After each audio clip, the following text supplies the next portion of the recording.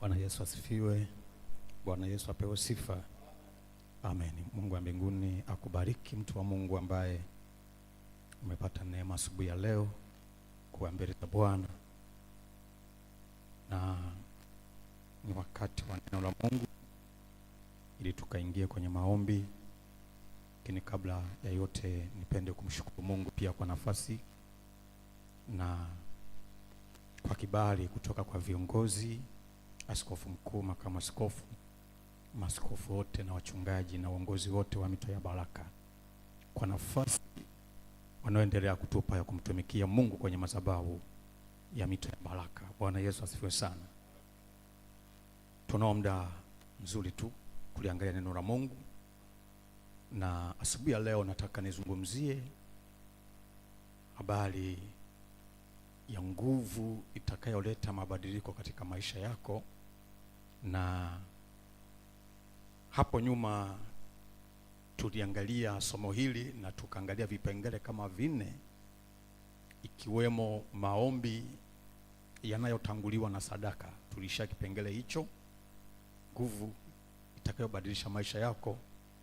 Tuliangalia kipengele cha mwisho, ni maombi yanayotanguliwa na sadaka, na Roho Mtakatifu amenipa kibali tena leo nizungumzie habari hii itakayobadilisha maisha yetu,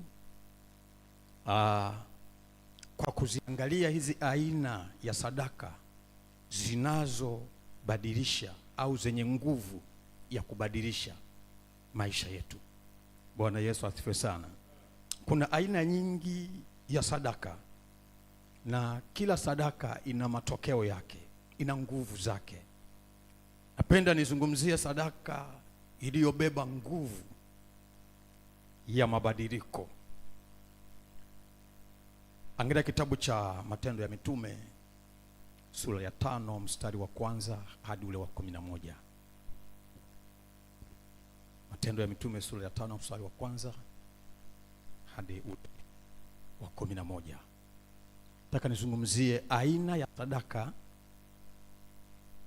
zilizo na uwezo au zilizo na nguvu ya kusababisha mabadiliko.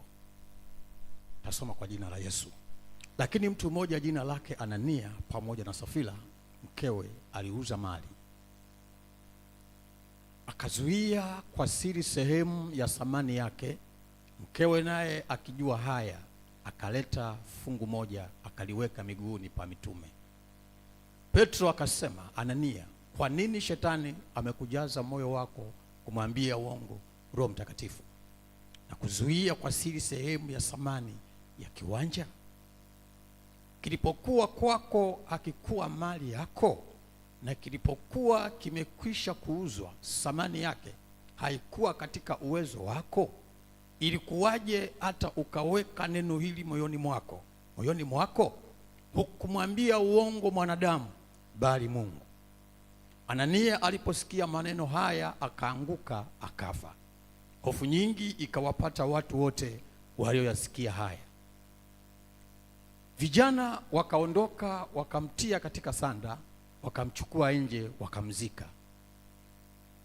Hata muda wa saa 3 baadaye mkewe akaingia, naye hana habari ya hayo yaliyotokea. Petro akamjibu, niambie, mliuza kiwanja kwa thamani hiyo? Akasema, ndiyo, kwa thamani hiyo. Petro akamwambia, imekuwaje hata mkapatana kumjaribu Roho wa Bwana? Angalia, miguu yao waliomzika mmeo ipo mlangoni, nao watakuchukua nje wewe nawe. Mara akaanguka miguuni pake akafa. Wale vijana wakaingia wakamkuta amekufa, wakamchukua nje wakamzika pamoja na mmewe. Tuishie hapo. Bwana Yesu asifiwe sana. Nguvu itakayosababisha mabadiliko katika maisha yako, sadaka, maombi yanayotanguliwa na sadaka. Lakini sadaka gani? Hapa tunamwona Roho Mtakatifu ameliagiza kanisa kwa mara ya kwanza watoe aina ya sadaka, wailete miguuni pa mitume. unayeandika aina ya kwanza ya sadaka inayosababisha mabadiliko, iliyobeba nguvu ya mabadiliko, ni sadaka zilizoamriwa au sadaka iliyoamriwa. Sadaka zilizoamriwa. Sadaka zilizoamriwa na Mungu zimebeba nguvu ya mabadiliko. Sadaka yoyote ambayo Mungu ameiamuru itolewe kwenye madhabahu yake imebeba nguvu ya mabadiliko. Utoe usitoe, ufanye usifanye, sadaka hii hubeba nguvu. Anania analeta sadaka mbele za Bwana, sadaka iliyoamriwa.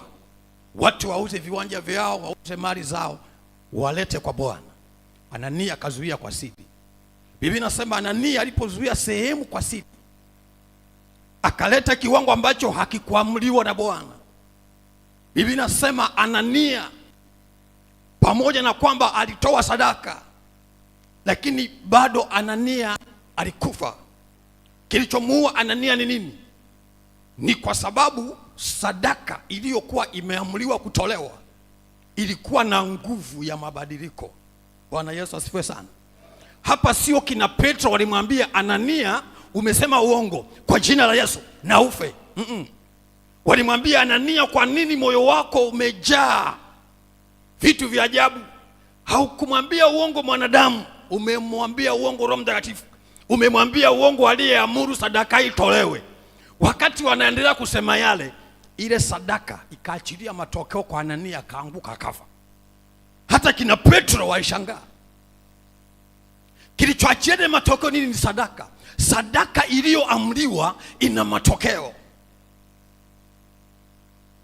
Utoe usitoe. Mfano sadaka ya zaka, fungu la 10. Fungu la 10 utoe usitoe, bado inabaki kuwa na matokeo kwenye maisha yako. Usipotoa ina matokeo, ukitoa ina matokeo. Hizi ni aina ya sadaka zenye matokeo. Utoe usitoe, sadaka zilizoamriwa. Kusoma Kumbukumbu la Torati sura 12 mstari wa 10 hadi wa 12, Mungu anaagiza sadaka zitolewe. Na hizi sadaka alikuwa anaagiza ili ziwe na nguvu ya kusababisha mabadiliko kwa watu wake. Kwa hiyo mtu wa Mungu, asubuhi ya leo, ziko sadaka ambazo zimeamuliwa na Mungu, zimebeba matokeo. Ni vizuri kutembea na hizi sadaka kama unahitaji nguvu ya mabadiliko katika maisha yako. Anania kafa. Wakati anakufa, mke wake alikuwa bado yeye anajitengeneza kule nyumbani, naye akaja mbele za Bwana. Petro akamwambia, hivi kiwanja mlichouza ndo thamani yake hii? Naye akasema naam. Akamwambia, angalia, kwa nini umepatana kumwambia Roho Mtakatifu uongo? Angalia miguu yao waliomchukua mume wako, kashakufa mume wako tayari. Wakati anazungumza hayo, naye akaanguka akafa. Kilichowaua hawa watu ni nini? Ni nguvu ya sadaka iliyokuwa imeamuliwa na Mungu. Ile sadaka ilikuwa imebeba nguvu ya mabadiliko. Kwa hiyo sadaka yoyote iliyoamriwa, mtu wa Mungu, imebeba nguvu ya mabadiliko. Bwana Yesu asifiwe sana. Tunapaswa kutii, kuzitoa sawasawa na maelekezo, sawasawa na maagizo ya Mungu. Sadaka yote iliyoamriwa na Mungu tunapaswa tuitoe kama ilivyoamriwa, maana imebeba matokeo. Sadaka iliyoamriwa. Bwana Yesu asifiwe sana. Kitabu cha Kumbukumbu la Torati sura ya 12 mstari wa 10 hadi wa 12. Biblia inasema, lakini mtakapovuka Yordani na kukaa katika nchi anayowaridhisha Bwana Mungu wenu, akawapeni raha, akiwaokoa na adui zenu pande zote, mkakaa salama. Wakati huo itakuwa kwamba mahali pale alipopachagua Bwana Mungu wenu alikalishe jina lake, hapo ndipo mtakapoleta kila kitu ninachowaamuru, sadaka zenu za kuteketezwa na zabihu zenu na zaka zenu na sadaka ya kuinuliwa ya mikono yenu na nadhiri zenu zote teule mtakazoweka kwa Bwana. Anaagiza aina ya sadaka. Hizi sadaka zilizoagizwa zina matokeo, watu wa Mungu. Kama kanisa ni vizuri tukatembea kwenye haya matoleo au kwenye hizi sadaka kama zilivyoamriwa na Bwana, maana zina matokeo. Na ndio maana mtu anaweza kukaa kanisani akawa anashangaa haoni mabadiliko. Anashangaa ni kwa sababu gani? Ni kwa sababu kuna vitu vimeamuliwa na Mungu, yeye hatembei kama vile Mungu alivyoamua, alivyoamuru, alivyoagiza tutembee. Kwa hiyo aina ya kwanza ya sadaka inayosababisha mabadiliko ni sadaka iliyoamriwa. Sema amen, mtu wa Mungu. Sadaka ya pili yenye nguvu ya mabadiliko ni sadaka ya kuacha vyote. Sadaka ya kuacha vyote. Waebrania sura ya 11 mstari wa 24 hadi ule wa 26. Hizi ni sadaka zimebeba nguvu ya mabadiliko. Waebrania sura ya 11 mstari wa 24 hadi ule wa 26. Biblia inasema kwa imani Musa alipokuwa mtu mzima akakataa kuitwa mwana wa binti Farao. Akaona ni afadhali kupata mateso pamoja na watu wa Mungu kuliko kujifurahisha katika dhambi kwa kitambo. Akihesabu ya kuwa kushtumiwa kwake Kristo ni utajiri mkuu kuliko hazina za Misri, kwa kuwa aliyatazamia hayo malipo. Sadaka ya pili yenye nguvu ya kusababisha mabadiliko ni sadaka ya kuacha vyote. Unapoacha vyote kwa ajili ya Bwana, kwa ajili ya kazi ya Mungu, kwa ajili ya jina la Yesu, kwa ajili ya Injili, Biblia inasema iko nguvu ya mabadiliko katika sadaka hiyo. Huyu ni Musa, yuko kwa Farao, amelelewa ikulu, amefundishwa, amesoma, anakula vizuri, anaishi vizuri, lakini ndugu zake wako katika mateso. Biblia inasema Musa alipokuwa mtu mzima akaitoa hii sadaka ya kuacha vyote. Musa anasema siwezi kujifurahisha katika dhambi kwa kitambo, na ndugu zangu wako katika mateso. Biblia inasema Musa akakataa kuitwa mtoto wa binti Farao. Akasema ni afadhali nipate mateso kuliko kujifurahisha katika dhambi kwa kitambo.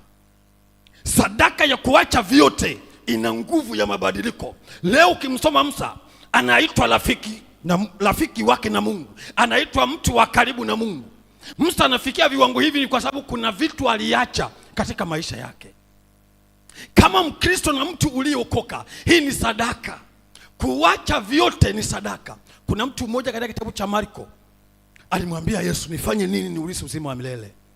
Yesu akamwambia, unazijua amri? Akasema nazijua. Akazitaja, akampenda Bwana Yesu.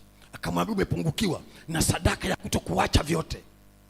Usipoacha vyote hakuna nguvu ya mabadiliko. Akamwambia, kauze ulivyo navyo uwape maskini, uje unifuate. Hii ni sadaka imebeba matokeo. Huyu ndugu alipoambiwa atoe sadaka hii, afanye jambo hili, Biblia inasema alienda kwa huzuni, na hii sadaka iliachilia matokeo kwenye maisha yake. Na ndio maana kila mtu ambaye haitoi sadaka ya kuacha vyote, kuna vitu katika maisha yake havibadiliki. Kuna vitu katika maisha yake vinabaki vile vile. Mkristo aliyeokoka anahitaji mabadiliko, ni lazima kuitoa sadaka ya kuacha vyote. Bwana Yesu asifiwe sana. Yesu anasema hivi, hakuna mtu aliyeacha baba, akaacha mama, akaacha nyumba, akaacha mashamba, akaacha watoto kwa ajili yangu na kwa ajili ya Injili, ambaye hatapata mara 100 hapa duniani na katika ufalme ujao uzima wa milele.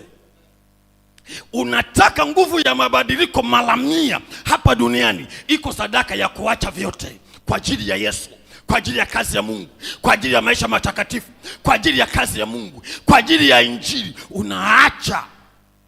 Paulo siku moja anasema, mambo yale yaliyokuwa faida kwangu niliyahesabu hasara kwa sababu ya uzuri wa kumjua Yesu Kristo, kwa sababu ya uzuri wa kutembea katika utakatifu. Anasema niliacha.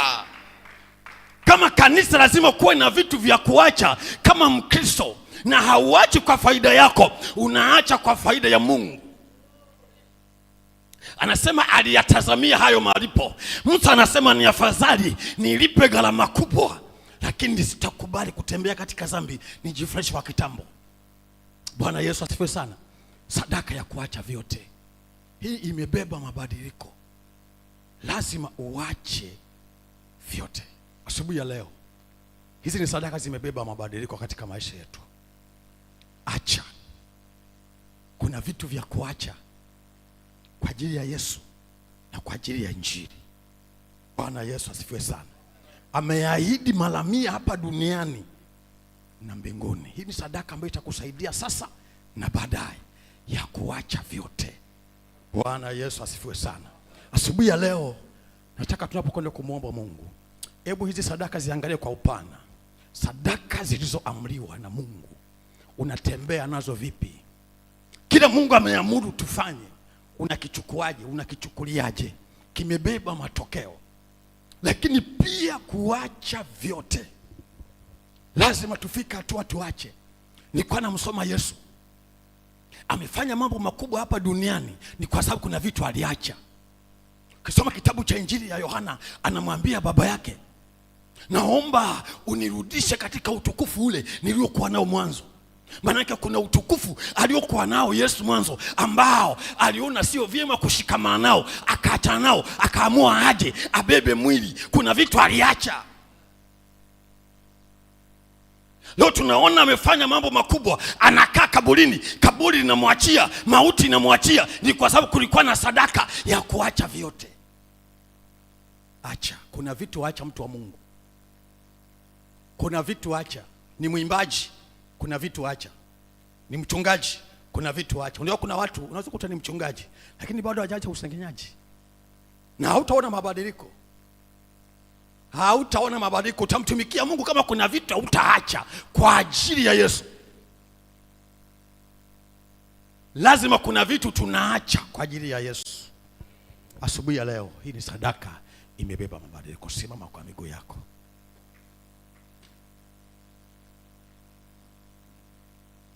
Damu ya Yesu inanena mema, inanena mema. Damu ya Yesu inanena mema, inanena mema. Damu ya Yesu inatutakasa, inatutakasa.